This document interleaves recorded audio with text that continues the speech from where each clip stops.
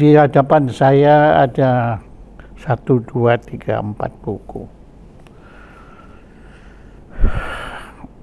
Buku pertama judulnya Catatan Hitam, dengan penekanan hitam, 5 Presiden Indonesia. Sebuah investigasi 1997 sampai 2007, mafia ekonomi dan jalan baru membangun Indonesia. Kata pengantarnya sahabat saya almarhum Rizal Ramli. Buku yang kedua adalah BUMN Expose, menguak pengelolaan aset negara senilai 2.000 triliun lebih. Ini dulu, sekarang nggak tahu berapa ini. Sekarang sudah 10 ribuan nilainya. Setelah di pengantarnya juga sahabat saya, Profesor Dr. Didi Rahbi ini. Kemudian buku yang ketiga, Catatan Hitam. Yang ketiga yang itu. Oh, ini sama ya? Ini sama ini. Oh iya, oke. Ya, ini catatan. Ya. Nah, yang ketiga dari trilogi ini, Jalan Pintas Mencegah Revolusi Sosial. Pengantarnya Profesor Renald Kasali. Juga ada komentar dari almarhum Dr. Tanri Abeng. Roadmap merupakan peta strategis cerdas yang sangat layak dibaca. 3 buku hebat ini ditulis oleh seorang cendekiawan,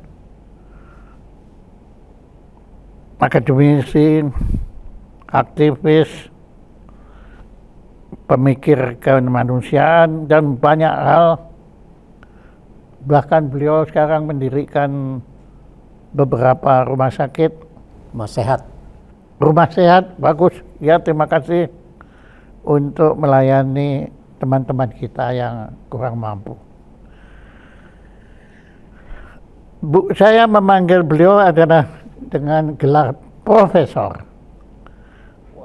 yaitu tentu hak saya, siapa mau ngelawan saya hadapi. Ya, beliau sangat layak untuk disebut profesor. Ini adalah Profesor Ishak Rafiq. Beliau berkenan menjadi tamu acara sederhana kami ini, maka kami sangat berterima kasih. Karena kita berdua ada semacam frekuensi, entah apa, tapi yang jelas kita sama-sama dilahirkan di Pulau Bali. Iya, betul. Ya, padahal kita bukan orang Bali. Ya, kemudian beliau mengembara, saya juga mengembara, sampai hari ini untuk pertama kali kita berdua berjumpa. Iya. Profesor Ishak Rafiq, tolong Anda cerita kenapa Anda sampai, entah istilah saya berkenan atau terpaksa, saya nggak ngerti ya, maksudnya Anda menulis trilogi ini, yang menurut saya bagi yang ingin mempelajari peradaban Republik Indonesia, silakan baca buku ini. Karena di sini Anda buat catatan hitam, 5 Presiden Republik Indonesia. Yang ke-6 belum masuk ya? Belum. Dan sedang kita alami baru selesai. Tapi Anda juga bukan cuma mengeluh, tapi Anda memberi jalan keluar, jalan pintas mencegah. Bahkan ini adalah betul-betul jalan pintas, karena Anda belum sudah mengkhawatirkan sesuatu yang terjadi seperti revolusi Prancis. Ya, seperti revolusi Bolshevik, seperti juga revolusi Mao Zedong, ya kebudayaan ini jangan sampai terjadi di negeri kita. Monggo, Profesor Ishak Rafiq, waktu dan tempat kami serahkan kepada Anda. Oh, terima kasih sekali nih Pak Jaya Suprana. Akhirnya kita ketemu tatap muka begini. Saya sudah mendengar, sudah melihat, mengikuti sepak terjang Pak Jaya Suprana. Apalagi di zaman Gus Dur dulu, macam-macam, itu sangat menyentuh hati saya. Saya ingin ketemu, tapi baru sekarang bisa ketemu atas undangan Pak Jaya Suprana. Itu saya senang sekali. Sebagai sesama orang Bali, mungkin kita dulu tetanggaan, tapi tidak mengenal karena dulu saya masih kecil. Ya, saya kelahiran 61. Iya, dan 61 saya sudah nggak di Bali. Dan di Bali iya. Itu. Tapi kakak-kakak saya mengenal Pak Jaya oh, Suprana. Iya. Ya, kita mengenal. Berbahaya kali. Begitu.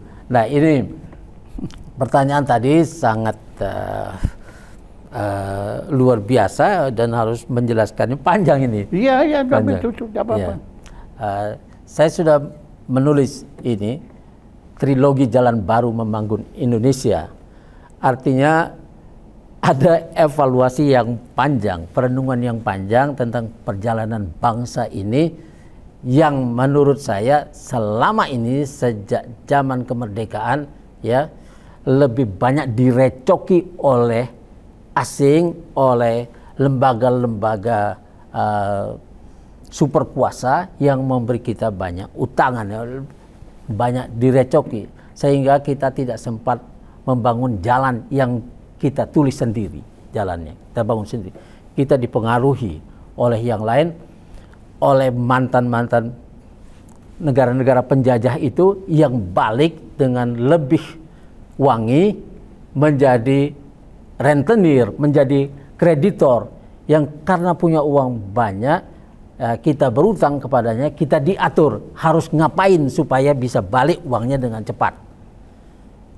Tidak peduli apakah akan mengorbankan rakyat sendiri atau tidak. Nah, ini sudah berjalan sangat panjang sehingga kita sampai pada jatuhnya Orde Baru itu pada tahun 1998 itu, 21 Mei ketika Soeharto mengundurkan diri. Sebelum itu sudah terjadi krisis yang panjang yang membuat kita sebetulnya ada peluang untuk membangun sendiri jalan kita. Ini peluang untuk memperbaiki ketika krisis itu menghancurkan, bangunnya harus dengan pikiran kita. Tapi kita masuk ke dalam putaran kedua IMF karena IMF lah yang menawarkan bantuan. Kemudian dia memaksa Soeharto, presiden kita, untuk menandatangani 50 poin letter of intent. Itu yang dengan detail memaksa pemerintah kita dan para penggantinya setelah itu, setelah Soeharto, itu Habibie dipaksa mengikuti letter of intent itu, Gus Dur dipaksanya, kemudian Megawati, dan terus kepada SBY. Ini paksaan dari letter of intent itu sangat keras, sangat detail. Kapan bank kita harus dijual, kapan, ini semuanya dibikinkan senarionya. Sehingga kita hampir tidak punya alternatif lain kecuali melaksanakan itu. Gus Dur mencoba bermain di situ, melawan itu, karena dia tahu keadaan rakyat yang sangat berat pada saat itu. Tapi IMF tidak pernah mencairkan pinjamannya selama masa Gus Dur. Tidak pernah. Itu Menteri Keuangannya seorang Rizal Ramli yang kasih pengantar di buku saya yang pertama ini, Rizal Ramli ini. Oh, itu Rizal, gara-gara Rizal Ramli itu makanya sudah Rizal Ramli tanpa pencairan utang itu ekonomi kita tumbuh sama tingginya seperti yang sekarang ini tanpa gangguan, ya. Oh, ya. Jadi dia membuktikan tetap bisa. Tanpa pinjaman IMF, Rizal Ramli membuktikan bahwa kita bisa tumbuh ekonomi kita, dan itu satu terobosan yang genial. sangat genial waktu Iya, iya, itu. iya. Tapi saya nggak tahu kalau dia itu bangkang IMF itu. Dia membangkang. Dia waktu itu bilang bahwa nego dengan IMF gampang, tapi IMF malah mematikan itu, menutup jalan-jalan. Jadi uang tidak ada pinjaman yang cair pada zaman Gus Dur itu. Jadi Gus Dur dibikin tidak bisa melangkah, tapi bisa melakukan langkah-langkah itu yang cukup bagus sebetulnya. Dan dia membangun 2 poros, ya, dia membangun Jakarta, Beijing, Tokyo, India. Ini yang mau dibangun Gus Dur, tapi ini akibatnya dihalang-halangi oleh Barat sampai Gus Dur akhirnya harus meninggalkan istana. Itu bagian dari pergolakan. Jadi jauh sebelum BRICS ini. Ya, sebelum BRICS sudah. Itu Gus Dur punya pikiran yang visioner, yang sangat visioner, ya. Tapi dia tidak punya tim yang bisa dia pakai untuk melawan itu. Timnya belum terbentuk lah. Kecuali Rizal Ramli. Kecuali Rizal Ramli. Tapi saya akui ya, waktu itu saya sebagai usahawan zaman Gus Dur itu zaman makmur itu kan loh untuk kita Pak, untuk para pengusaha kita bisa berusaha ya, secara bagus gitu.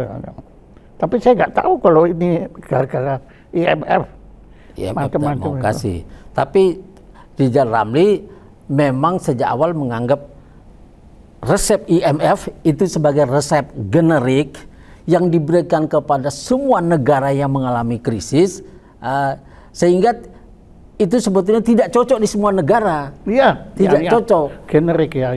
Ya, nah ini Indonesia yang cuman sebetulnya krisisnya krisis nilai tukar, dikasih segala macam obat oleh IMF generik, akhirnya tambah parah keadaan itu. Jadi ibaratnya sakit flu, dikasih obat kanker. Ya, itu salah obat yang mengerikan. Dan semua pasien IMF adalah pasien kambuhan. Nah, inilah yang tidak diinginkan oleh Rizal Ramli. Rizal Ramli melawan ini. Padahal beliau kan didikan Amerika juga ya. Didikan Amerika. Tapi kalau orang punya hati yang bersih, punya kemampuan berpikir rasional ya, dia bisa melihat. Dia bisa melihat apa yang harus dilakukan. Ya. Kalau orang pendidikan Amerika kemudian otaknya dicuci balik dengan otak Amerika itu, maka cuma bisa menurut apa yang diinginkan Amerika. Maka kita harus banyak memberi upeti kepada Amerika supaya tidak dikuyok-kuyok. Itu kekuatan Barat yang dikuasai, yang diwakili oleh Amerika. Yang Timur sama juga akan memberi kita semua wejangan supaya menguntungkan mereka. Tidak ada yang pure ingin membantu kita, nggak ada. Nanti kita jadi pesaing mereka, mereka nggak mau. Apa yang diinginkan oleh mereka, oleh Barat maupun kekuatan Timur ini adalah kita menjadi 3-in-1. Pusat bahan baku murah, pusat tenaga kerja murah, dan pasar yang besar bagi produk-produk mereka, termasuk produk intelektual itu. Ya, LGBT, kebencian pada agama dan lain sebagainya. Ini produk intelektual yang juga dicekokin juga supaya kita tidak pernah lagi tenang di negeri kita, tidak bisa membangun. Sedangkan mereka sengaja dibikin kacau ya. Sengaja dibikin kacau. Nah, ini buku saya ini, Roadmap Masa Depan Indonesia itu adalah alternatif ya, satu antitesis dari konsep kenegaraan yang diberikan oleh IMF dan para kreditor itu.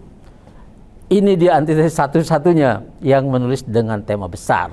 Itu Roadmap Masa Depan Indonesia, judul besarnya sebetulnya itu. Tapi kalau itu yang dibesarin, kurang laku kata penerbit. Jadi dikasihlah judul bawahnya yang sebetulnya lebih kecil, Jalan Pintas Mencegah Revolusi Sosial. Ini lebih laris. Nah, itu nasional bestseller ketiganya buku ini.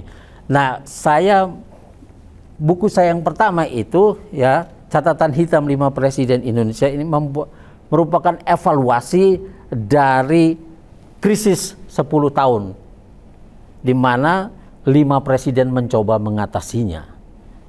Kita mulai dari masa Soeharto. Saya membebaskan Soekarno ya, waktu itu kan sebetulnya 6. Tapi saya membebaskan Soekarno karena saya tidak hidup di zaman Soekarno. Ya. Dan kita mencintai dia dengan luar biasa.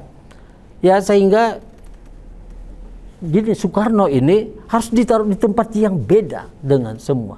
Dia membangun Indonesia dari zaman yang tidak enak, yang tidak punya apa-apa. Itu bisa dia lakukan selama 20 tahun lebih.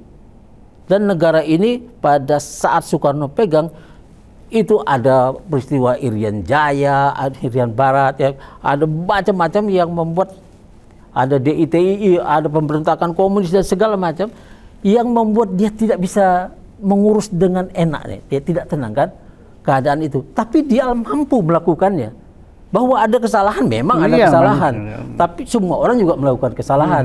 Cuma kesalahan Soekarno bukanlah by design. Itu adalah kemampuan dia berhadapan dengan persoalan yang banyak. Yang dia lakukan improvisasi supaya bisa jalan. Tapi yang kita lihat yang kemudian banyak yang kesalahan yang dilakukan dengan sengaja, dengan desain, karena ada permintaan dari bos di luar sana. Sehingga kita, ya, maka saya mengevaluasi itu. Buku pertama ini, Catatan Hitam 5 Presiden Indonesia, saya mengevaluasi kenapa kita tidak bisa maju-maju setelah 10 tahun reformasi. Ada 5 presiden mencoba mengatasinya, tapi semuanya tidak berhasil. Tidak berhasil seperti yang kita mau. Karena jalannya itu kita tidak buat sendiri, masih dibuatkan oleh mereka. Jadi kamu harus begini, harus begini, harus begini.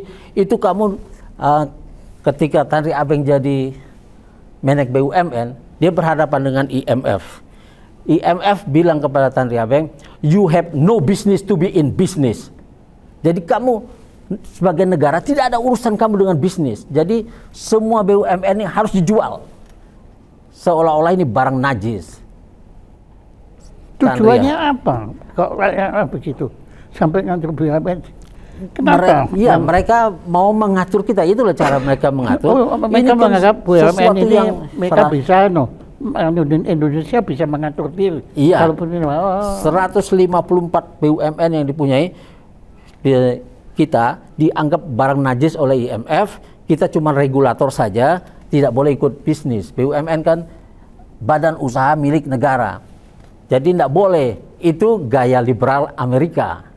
Memang kayak gitu. Tapi Cina berhasil melakukan lompatan besar karena berhasil mengelola BUMN-nya dengan baik. Dan Amerika tidak berani mendikte Cina. Kenapa? Karena Cina punya power yang sama besarnya. Nah, kita dianggap tidak punya power, maka boleh diinjak-injak, boleh diapa-apain supaya jadi bergedel, tidak apa-apa. Itu maunya mereka. Singtel itu BUMN Singapura. Itu menjadi entitas bisnis yang luar biasa. Itu masalah pengelolaan saja. Tapi Singapura tidak didikte oleh Amerika. Dia punya itu. Kenapa?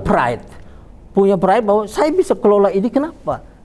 Ini punya saya dan ini negara saya harus berbuat untuk rakyat saya supaya makmur. Ini Singapore way. Ini cara Singapura memakmurkan rakyat. Kenapa? Jadi kedengarannya sederhana sekali ya. Sebetulnya kita ini harus mandiri ya betulnya. Iya, kemerdekaan itu kan keinginan mandiri itu. Kita tidak ingin didikte oleh asing, tidak ingin ada tuan di negeri kita. Berdikari. Nah, kemudian kita dilarang oleh asing. Untuk diatur-atur untuk berdikari. Iya. Saya masih ingat. Waktu itu zaman Pak Harto itu berdikari kata najis itu. Nggak boleh itu. Tidak boleh berdikari. Jadi akibatnya. Tapi Anda ngomong begini juga sangat emosional ya. Saya melihat Anda seluruh jiwa raga Anda itu seperti menggelora begitu ya. Sebagai orang Bali kan kita Soekarnois, tapi bukan cuma karena itu. Ya, karena bangsa Indonesia, ini kan memerlukan alternatif yang berbeda dengan iya. yang dikasih Pertanyaan oleh saya, ini akan catatan hitam 5 presiden. Iya. Menurut Anda ada lanjutannya enggak ini? Presiden ke-6 ini masuk kemana? Catatannya gimana? Saya sudah bikin 110 video tentang perjalanan selama 2 periode terakhir ini, ya, presiden yang berikut setelah yang 5 ini. Menurut Anda hitam juga? Kita sebetulnya ini kita sebut hitam, ya. Tidak semua jelek yang dilakukan. Iya. Tapi ya, ada bagian-bagian yang membuat hambatan-hambatan, dan hambatan-hambatan itu tidak bisa dilawan. Oke, nah kalau sekarang kita fokus ke presiden yang terakhir, yang baru saja selesai tugas, itu catatan putihnya apa? Ini bagus ini. Iya, dia kalau Jokowi ini semua orang terpesona pada tampilannya yang pertama. Oke. Ya. Tapi itu kan bukan prestasi. Bukan prestasi. Prestasi beliau. Karena performance yang mirip rakyat. Ya, mirip rakyat. Cara berpakaian, cara ngomongnya, itu semuanya mirip rakyat. Kalau kita lihat Soekarno ngomong itu dengan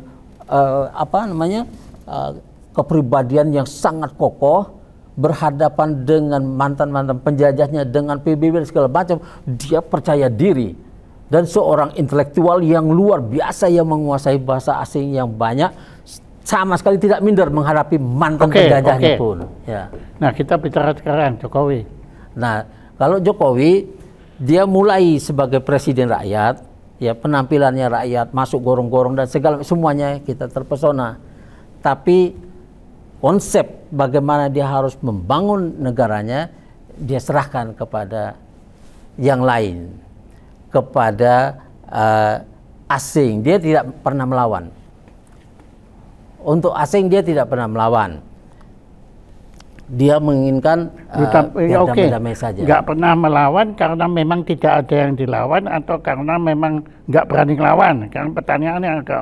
Ya, lebih banyak karena tidak berani melawan. Karena mau supaya tidak diganggu, maka dia yang tidak melawan. Iya. Tidak melawan. Siapapun yang bantu dia, ya, mau mengarahkan dia kemana, dia mau aja. Nanti. Nah, itu tema kita yang sekarang ini kan tentang penggusuran itu. Ini bagian dari tidak mau melawannya itu. Ya, sebagai seorang presiden, ya, yang dipilih oleh rakyatnya, diamanatkan oleh Undang-Undang Dasar 1945 pada pembukaannya, ya, dia harus melindungi segenap tumpah darah Indonesia, ya. Itu melindungi ini. Ya. Kemudian menciptakan kemakmuran, ya, ikut menciptakan perdamaian dunia berdasarkan, ya, kemerdekaan, perdamaian abadi, keadilan sosial. Ini amanat yang disampaikan ke pundak presiden terpilih. Itu sama semua itu betulnya. Sama semuanya. Ini Presiden Prabowo juga dia. Ya, dia punya tugas yang sama. Karena itu ketika dia dapat amanat itu melindungi segenap tumpah darah dari ini, artinya apa? Melindunginya dari serangan militer dan serangan bisnis. Kalau serangan militer, datangnya tentara asing ke negeri kita, masuk ke perbatasan kita dengan senjata-senjata pembunuh massal seperti Palestina itu, di mana orang asing mengambil tanah-tanah penduduk setempat, kemudian diberikan pada orang-orang yang tidak kita kenal. Ini mirip dengan kalau serangan militer, semuanya seperti itu. Oke. Ya, semuanya seperti itu. Maka Indonesia berada di belakang Palestina gara-gara itu dari awal, karena kita mencintai kemerdekaan. Oke. Kita mencintai kemanusiaan. Tidak bisa diperlakukan buruk bangsa lain cuman karena dia berbangsa lain, tidak boleh. Itu. Nah, kemudian juga dari serangan bisnis. Nah, serangan bisnis ini bisa sama akibatnya seperti serangan militer. Karena bisnis ini menginginkan tempat-tempat strategis, tempat-tempat yang kaya, tempat-tempat yang mengandung tambang dan lain sebagainya. Orang bisnis tahu bagaimana mengincar itu. Kalau dia membelinya secara kemanusiaan, artinya berapa harga di situ, kemudian harga future-nya, harga masa depannya seberapa, bayar dengan harga itu. Baru itu berperi kemanusiaan, dan itu tugas pemerintah, membuat keadaan menjadi adil. Orang dibeli tanahnya, bukan diusir dari tempatnya. Jadi kalau itu sangat penting, seperti Rempang misalnya, itu ada di Selat Malaka. Selat Malaka itu luasnya itu bersama pulau di sebelahnya Rempang itu 17.000 kilometer persegi, ya, 17.000 kilometer persegi. Ini kan besar, ya, sangat luas. Dan ini ada penduduknya 15.000 kakak. Kemudian bisnis datang, ya, dengan stempel proyek strategis nasional. Dia punya jasa kepada Jokowi waktu membawa dia sampai ke tampuk presiden, istana, ya, itu. Tapi dia mau bangun pabrik kaca di Rempang. Bahannya ada di situ, pasir kuarsa dan lain sebagainya yang bisa dirubah jadi kaca. Kalau mau bangun pabrik kaca, ya, saya sempat ngobrol sama Rizal Ramli sebelum meninggal. Ya, memang teman dekat. Jadi Rizal Ramli bilang gini, kalau mau membangun pabrik kaca 20 hektar saja sudah cukup. Ya, 20 hektar saja sudah cukup untuk membangun pabrik kaca. Kalau kita bikin jadi terbesar di dunia, mungkin 100 hektar sudah menjadi pabrik kaca terbesar di dunia. Sudah. Tapi ketika menginginkan sampai 17.000 kilometer persegi, seluruh pulau itu sama pulau di sebelahnya, ini sudah bukan pabrik kaca lagi. Ada sesuatu yang lain. Menurut Rizal Ramli, ini berhubungan dengan geopolitik. Yes. Ya, geopolitik. Perang geopolitik ini keinginan Cina menguasai Selat Malaka. Menguasai Selat Malaka berarti menguasai Asia, mendepak Amerika dari Asia Tenggara. Pengaruh itu kalau bisa menguasai Selat Malaka. Kayak orang Portugis. Itu kan luar biasa itu. Jadi Cina itu punya tujuan yang sangat jauh ke depan, sangat jauh ke depan. Jokowi kalau dia memang tidak pintar, dia tidak tahu bahwa itu akan berakibat sangat besar nantinya di masa depan. Di Selat Malaka itu, ya, kalau kita mengelola Selat Malaka, ada transaksi bisnis 10.000 triliun dolar setiap tahun di situ, di Selat Malaka. Itu tempat perdagangan, ya, perdagangan yang paling besar di dunia itu. Mungkin sekarang sudah lebih dari 10.000 triliun. Suez kalah. Kalau kita ikut mengelola, Panama, Suez kalah, ya? Kalah sama itu paling ramai. Asia ini kan paling ramai itu, itunya, pasarnya paling besar. Dan masih tumbuh. Pasar-pasar di luar itu, di Eropa itu sudah stagnan, sudah mati. Decline. Ya, tapi Asia sangat menjanjikan. Ini pendapatnya Rizal Ramli. Ya. Atau kalau kita tanya ke pihak investor, apa mereka memang? Oh, itu mereka tidak akan bicarakan itu secara terus terang, tidak akan ditutupi. Tapi Cina memang menginginkan itu. Kalau kita mengelola Selat Malaka, setidak-tidaknya, ya, transaksi bisnis yang terjadi di situ 30% bisa menjadi milik kita. Artinya setiap tahun ada tambahan devisa buat negara ini 3.000 triliun dolar. Artinya kita tidak memerlukan utang baru itu. 3 miliar. 3.000. Ya, 3 miliar kan. Ya, 3.000 triliun dolar. Itu.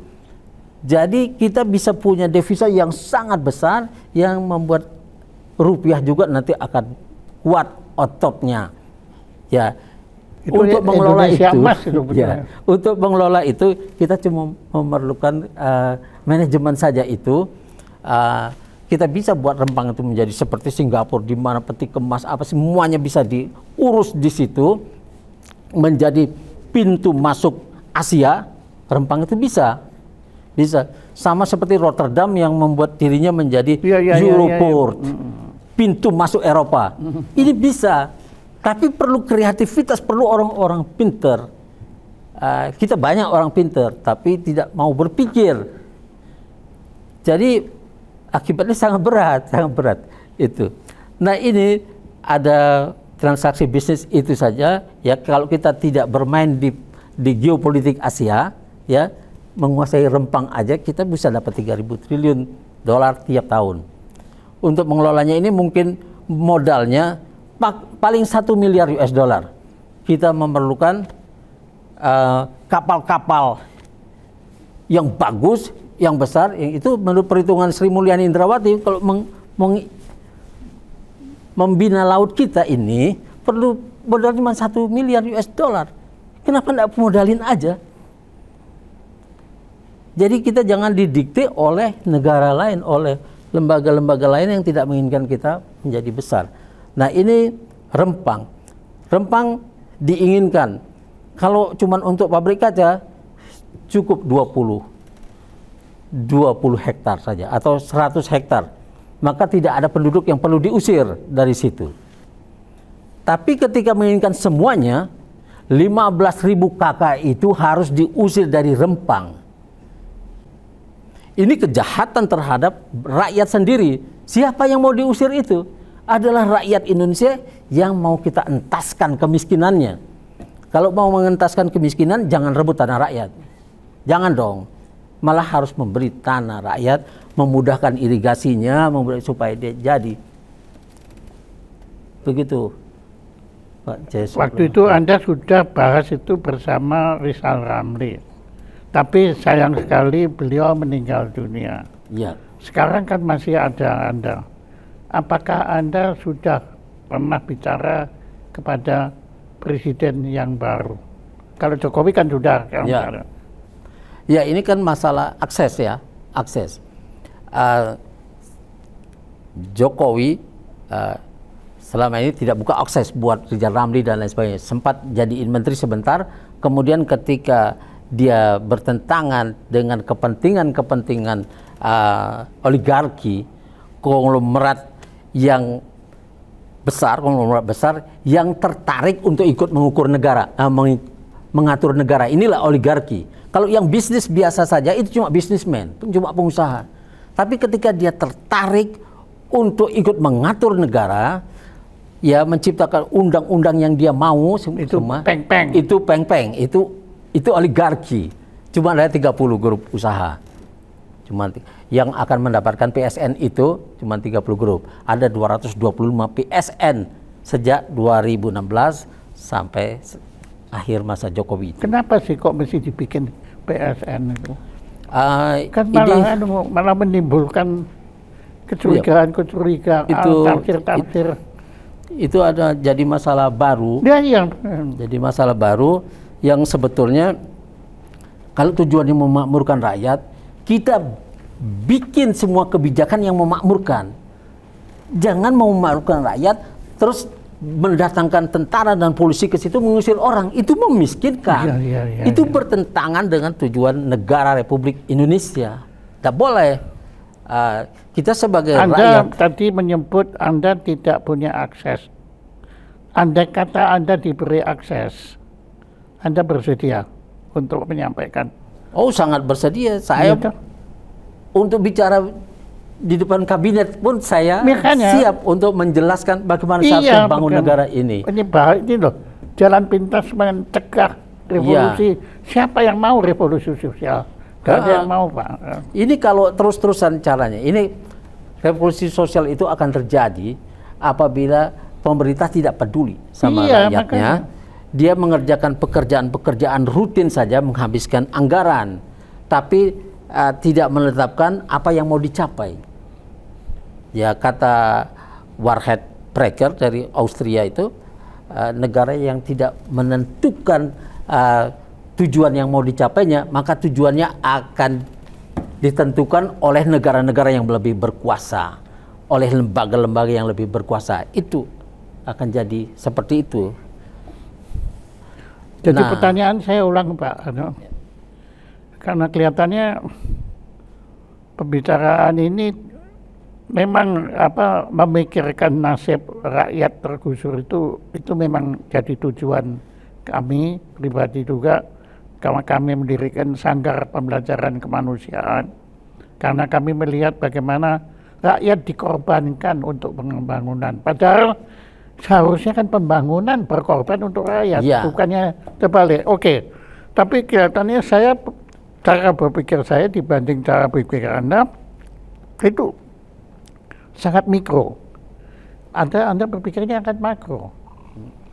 Anda melihat kepentingan negara dan bangsa, bukan hanya rakyat, tapi negara, bangsa, dan rakyat. Nah, maka kembali lagi pertanyaannya saya, kalau Anda kata pemerintah yang baru ini, mumpung masih baru kan ibarat sapu kan, kalau baru kan bersihkannya kan lebih bersih. Anda siap? Oh, saya sangat siap. Kalau untuk negara, kalau pemerintah mau membangun sesuatu yang besar buat kemakmuran rakyat, akan saya bantu. Pasti saya bantu. Tapi kalau saya disuruh menjadi bagian yang mengusir rakyat itu, saya akan menolaknya. Saya akan menolaknya. Artinya bukan sekedar masuk ke pemerintahan itu, tapi ayo kita lakukan perbaikan terhadap apa yang sudah kacau ini. Negara ini sedang menuju ke jurang kehancuran yang luar biasa. Ya, nah itu kalau pemerintah cuma melakukan pekerjaan-pekerjaan rutin, ya kemudian ada kebutuhan tanah, dia mengusir rakyatnya segala macam, itu akan menimbulkan nantinya Indonesia ini akan menjadi beban dunia dengan kelaparan, angka tunawisma yang tinggi, angka putus sekolah yang tinggi, kejahatan di jalan-jalan, kemudian kemiskinan yang merata. Yang kayak gini sangat mengerikan, karena ini sedang berjalan pemiskinan ini, padahal kita ngomongnya mau memakmurkan. Ngomongnya pertumbuhan, untuk apa pertumbuhan kalau tidak membuat rakyat menjadi makmur? Untuk apa? Kalau kita di Petamburan itu kan penghasilan mungkin di bawah UMR orang-orang itu sehari-harinya, ya.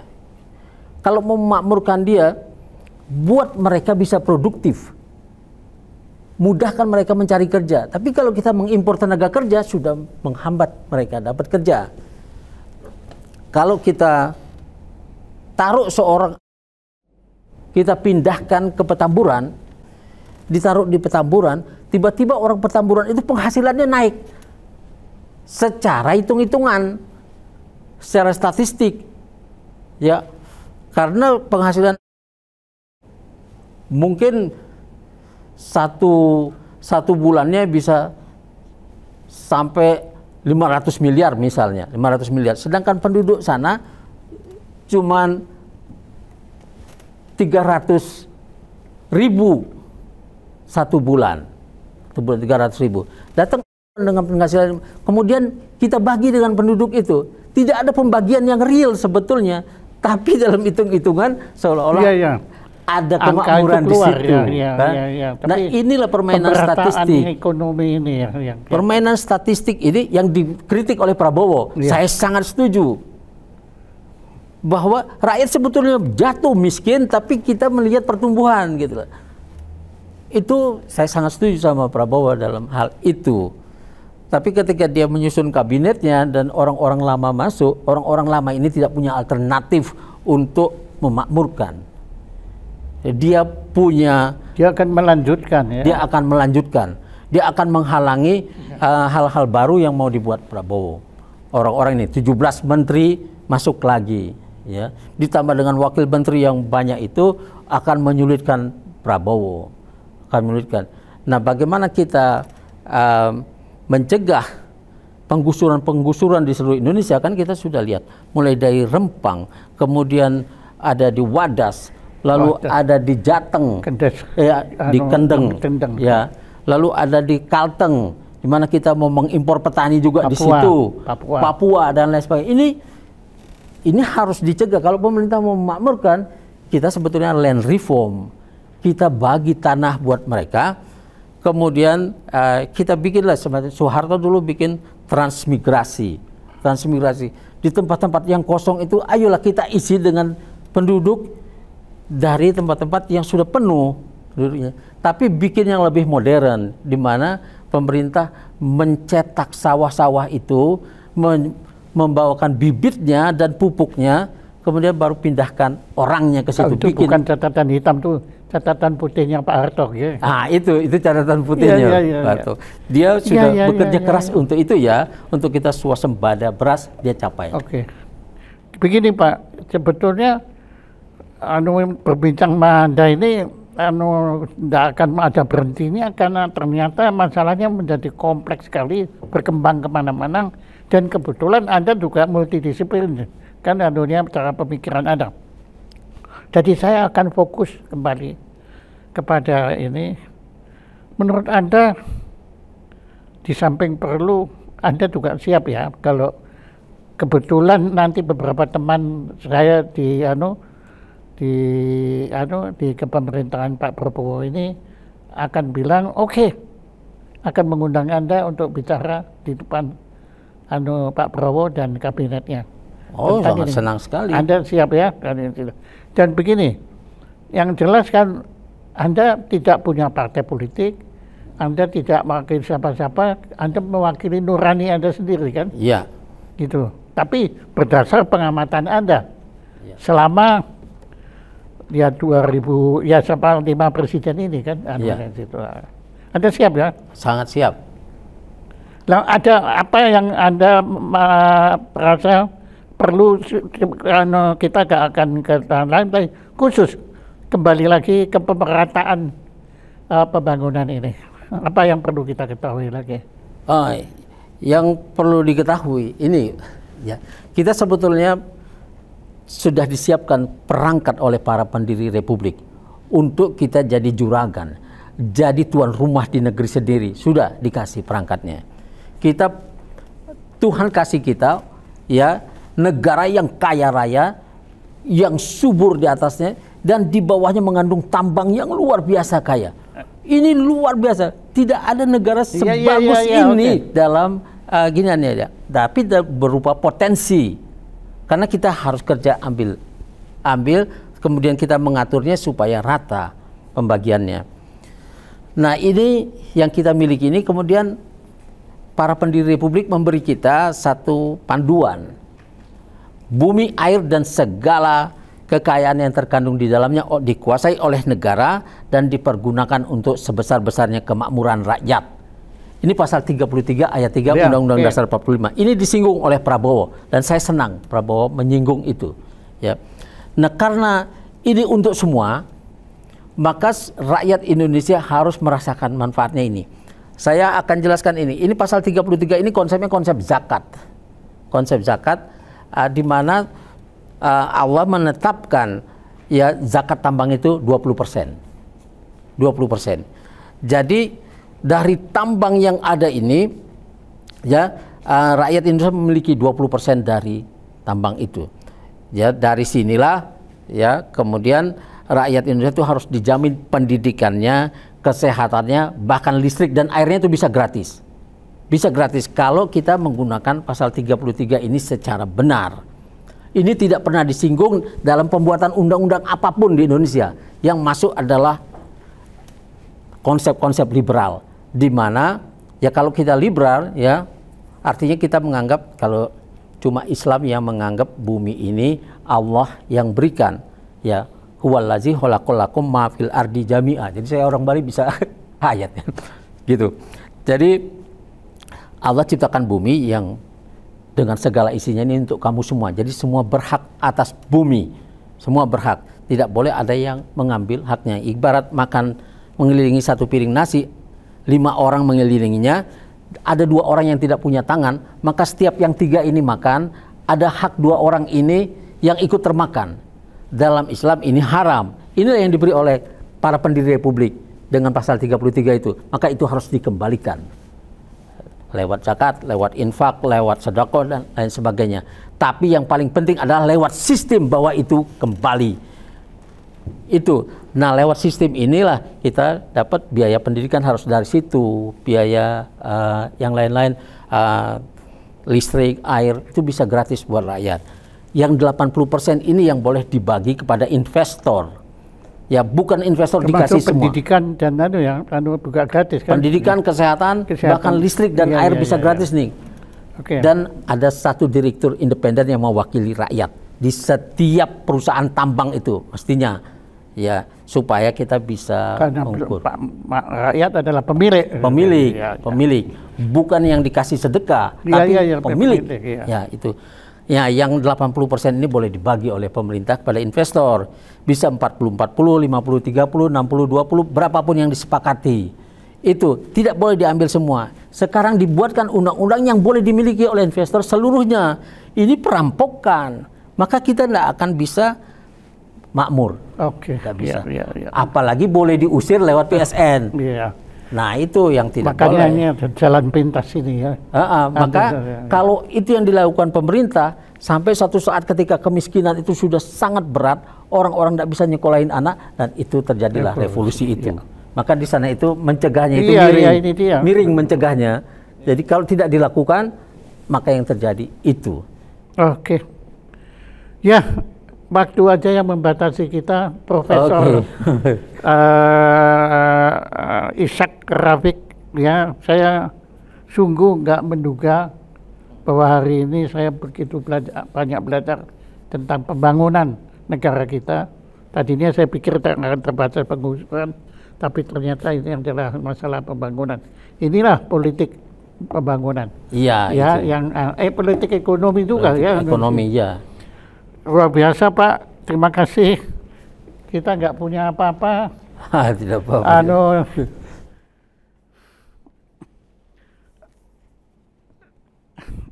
Jaya Suprana Institute mengucapkan terima kasih